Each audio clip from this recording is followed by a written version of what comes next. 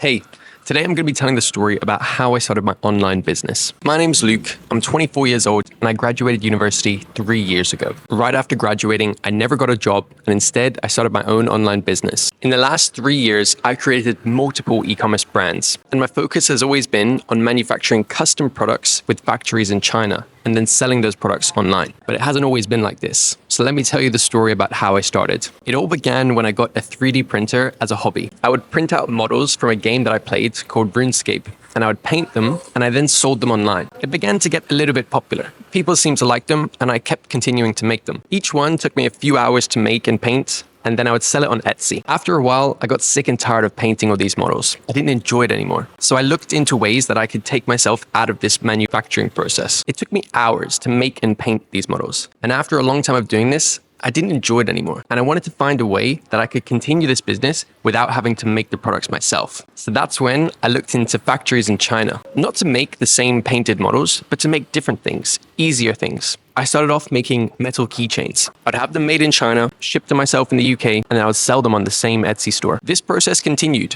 I kept making more and more different types of custom products with factories in China. I really enjoyed working with them. At this point, my Etsy store probably has a few thousand sales and lots of different custom products listed. Then, 3 years ago, I made my first brand. This is where I would make custom products all around the same niche. And this particular niche was a frog gift shop. I began to sell my products not only on Etsy, but also my own website, which at the time I built with WordPress and WooCommerce. This brand did well, and to this day it still exists, and it gets orders passively, which I really love. A year later, I created another brand. This one called Terra Keycaps. It played into my liking for mechanical keyboards around the time of the pandemic and allowed me to express my creativity in making custom products for mechanical keyboards. All the while, I still continue to handle the fulfillment of all my products myself. I'm the one shipping all these products from the UK to my customers internationally. Selling these keycaps was good because they're small and lightweight. It meant that the postage costs for me from the UK internationally were quite cheap and affordable. Again, I worked on more and more custom products for this brand, and the brand grew nicely until a year later, I decided I wanted to make another brand. And this one has been my best yet. It's a gift shop in a sports niche. This store, as well as Terra Keycaps, are both hosted on Shopify, which I much prefer in comparison to WordPress and WooCommerce. Also, in this year, I made one of the best decisions I ever made for my business. I started to work with a fulfillment center in China. So I was making custom products for this brand with factories all over China. And instead of shipping it to me in the UK, they'll be going straight to this warehouse, this fulfillment center in China, to store and then eventually ship out my products to customers. I say it was one of the best decisions I made in my business because it gave me so many advantages. Now, the production and fulfillment of the things I sell are completely outsourced. I don't have to do it anymore. And not only that, but they were better than me at fulfilling as well. If ever I had to go on holiday, I would shut down my shop for 2 weeks or a month. Also, the shipping costs were actually cheaper. It cost me less to send a package from China to the USA than it did for me to send it from the UK to USA. On top of that, I no longer had to pay import customs fees whenever I would ship my products in bulk to myself in the UK.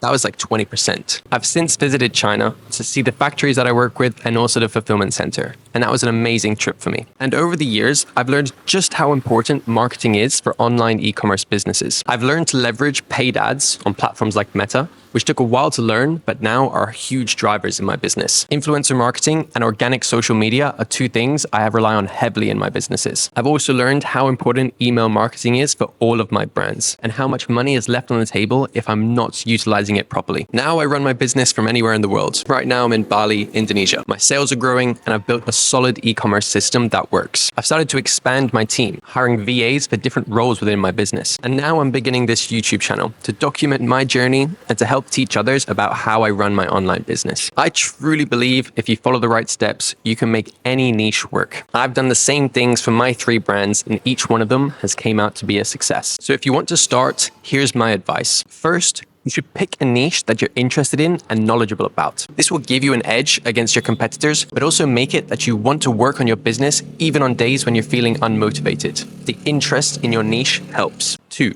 start small. You really don't need a lot of money to put in a small custom order to a factory in China. It all depends on what you're making. 3, you're gonna have to learn how to market. I recommend starting with all organic channels, and once you start to get sales on your platforms, then you can move into paid ads. And 4, think long term. When you make custom products, it takes a little bit more time, but also it means your brand can be around and still provide a lot of utility for many, many years to come. So that's the story of how I started and built my online e-commerce business. If you're interested in learning how to build an online brand, then make sure to subscribe and I'll be sure to make lots more videos about this.